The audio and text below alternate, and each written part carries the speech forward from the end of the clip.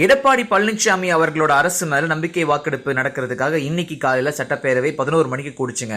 ஆனா கூட்டினதுல இருந்தே அமளியில எதிர்கட்சி திமுக ஈடுபட்டதுனால மொத்த திமுக உறுப்பினர்களையும் சட்டசபையிலிருந்து சஸ்பெண்ட் பண்றதா தனபால் அவர்கள் அறிவிச்சதன் காரணமா அவங்கள வெளியேற்ற பொறுப்பு சட்டசபை காவலர்கள் கிட்ட கொடுக்கப்பட்டுச்சு.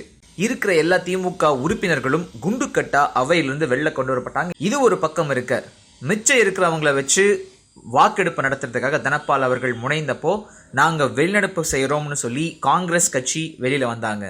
மொத்தம் 133 உறுப்பினர்களோட நம்பிக்கை வாக்கெடுப்பு நடந்துச்சு. அதுல 122 பேர் திரு எடப்பாடி பழனிசாமி அவர்களுக்கு ஆதரவா வாக்களிச்சதன் காரணமாக அவரோட அரசு வெற்றி பெற்றிருக்கு அப்படின்னு சொல்லி சபாநாயகர் அறிவிச்சிருக்காரு.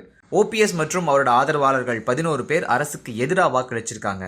அந்த 11 பேர் யாருன்னு சொல்லி கேட்டீங்கன்னா, செம்மலை, நட்ராஜ், ஆறுக்குட்டி, மாணிக்கம், ஆறுமுகம், சரவணன், பன்னீர்செல்வம், சண்முகநாதன், பாண்டியராஜன், சின்னராஜ், மனோரஞ்சிதம். இந்த ஒரு 11 பேர் தான் ஓபிஎஸ் டீம்ல தற்போதைக்கு இருக்கிறவங்க. இது சம்பந்தமா திரு பன்னீர்செல்வம் அவர்கள் சட்டசபைக்கு வெளியில பேட்டி அளிச்சிருக்காரு. அப்போ அவர் சொன்ன விஷயங்கள் கேட்டீங்கன்னா, தர்மமே வெல்லும், தர்மத்தோட வாழ்வு தன்னை சூதுக்கவும், ஆனா தர்மம் வெல்லும் அப்படின்னு சொல்லி கொஞ்சம் அழுத்தமாவே சொன்னாரு.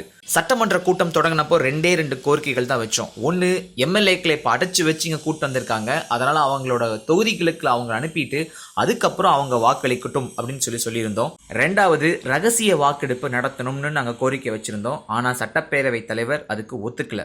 திமுகவினரை 1 மணியிலிருந்து 3 மணி வரைக்கும் அவங்கள காயப்படுத்தி ஜனநாயக முறையை மீறி இந்த தீர்மானத்தை நிறைவேற்றி இருக்காங்க. இது வெல்லுமா செல்லுமா அப்படின்றது மக்கள் தான் சொல்லணும். எம்எல்ஏக்கள் மக்களுக்கு துரோகம் செஞ்சிருக்காங்கன்னு சொல்லலாம்.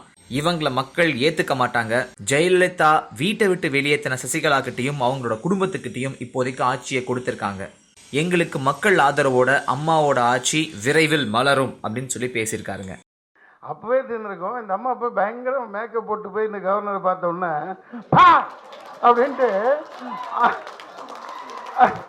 அந்த கவர்னர் அந்த போட்டோ, அந்த மீடியா உங்களுக்கு தான் அந்த நன்றியெல்லாம் சேரும். அந்த போட்டோ பார்த்த உடனே அப்பா அப்படியே புருஷனை கூட அப்படி பார்த்துருக்காரு அந்த அம்மா, அப்படி பார்த்துட்டு நிற்குது கவர்னரை.